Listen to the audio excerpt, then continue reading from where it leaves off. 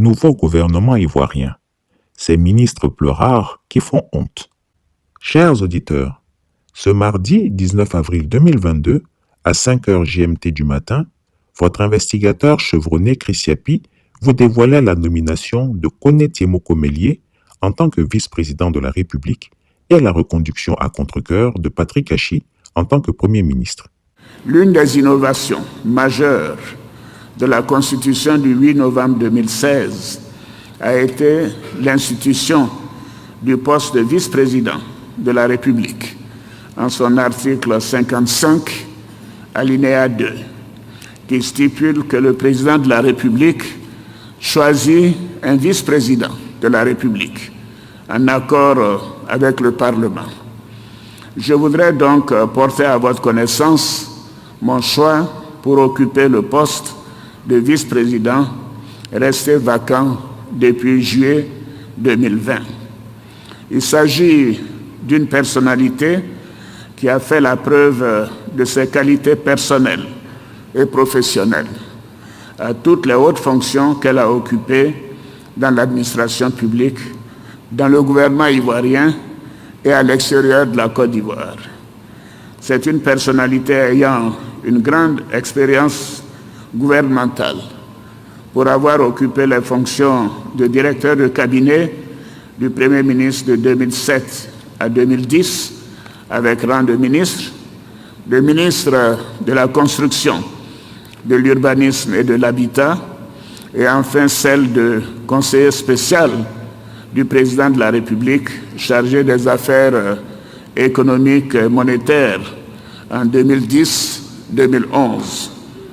C'est un technocrate hors pair qui a occupé de hautes fonctions à la Banque centrale des États de l'Afrique de l'Ouest et qui a su contribuer au rayonnement de notre pays en Afrique et dans le monde en tant que gouverneur de cette grande institution depuis 2011.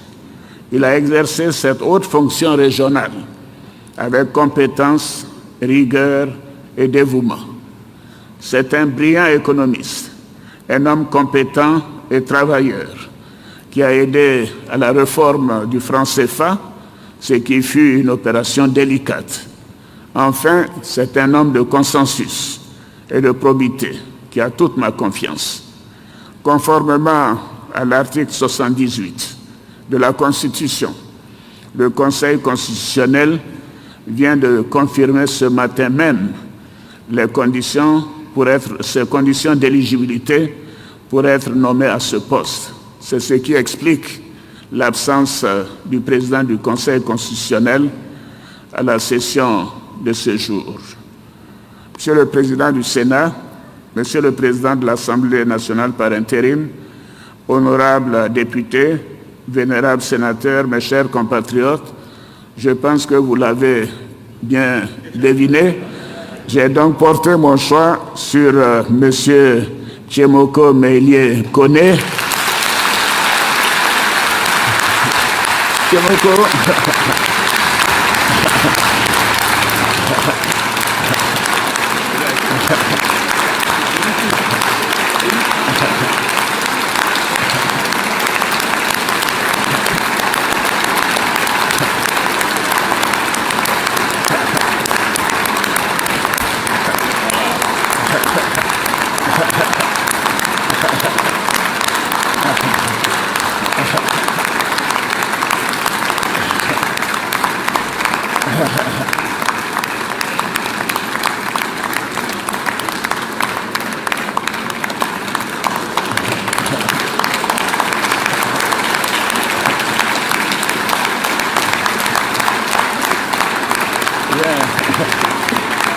Bravo, bravo.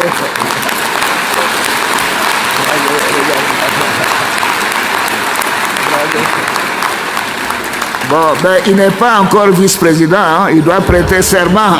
Il doit prêter serment dans quelques jours. Mais bravo, merci beaucoup.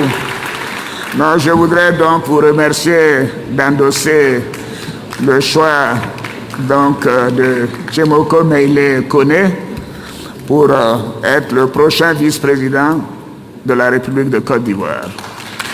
Bravo, bravo à vous. Je dois dire, monsieur le gouverneur, futur vice-président, j'ai pris le soin d'appeler les 7 autres chefs d'État de l'UMOA hier soir.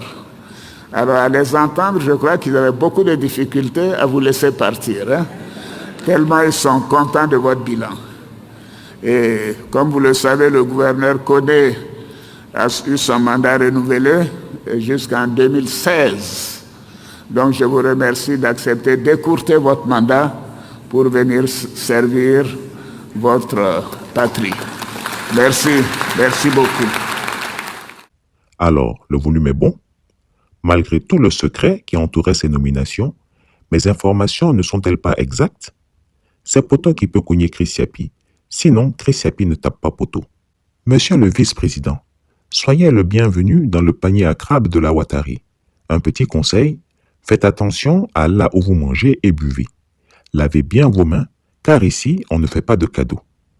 Bref, pour cette annonce donc, le chef de l'État a réuni le Parlement en congrès, violant une fois de plus la Constitution en le faisant présider par le président du Sénat, Aoussou Kwadjo-Jano, plutôt que par le président de l'Assemblée nationale. Il n'y a pas de petite violation de la loi fondamentale, mais le despote ivoirien n'a rien à faire avec notre Constitution chiffon.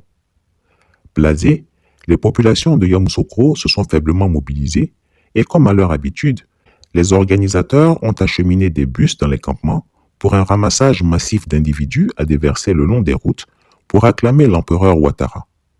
À 8h54, des députés RHDP se sont moqués de Soro Kanyigi à la fondation Félix Houphouët-Boigny. Dès qu'il est descendu de sa voiture, ils ont acclamé en chœur « Judas est arrivé » et ils se sont mis à rire. Mais Soro Kanyigi n'en a rien su. À 11h10, Alassane Ouattara, le super menteur, a fait son entrée dans la salle et Chris Yapi a dû arrêter de tweeter afin de se fondre à la masse et suivre la cérémonie pendant que ses auditeurs pouvaient suivre le déroulement de celle-ci à la télévision. À 11h23, Alassane Ouattara, l'octogénaire super menteur, a pris la parole.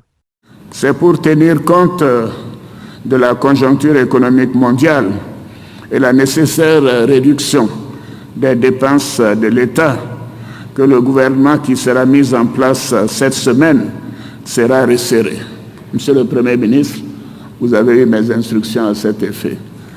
Honorables députés, alors je ne sais pas si vous applaudissez parce qu'il est reconduit ou c'est parce que le gouvernement sera resserré. Bon, on me dit que c'est les deux.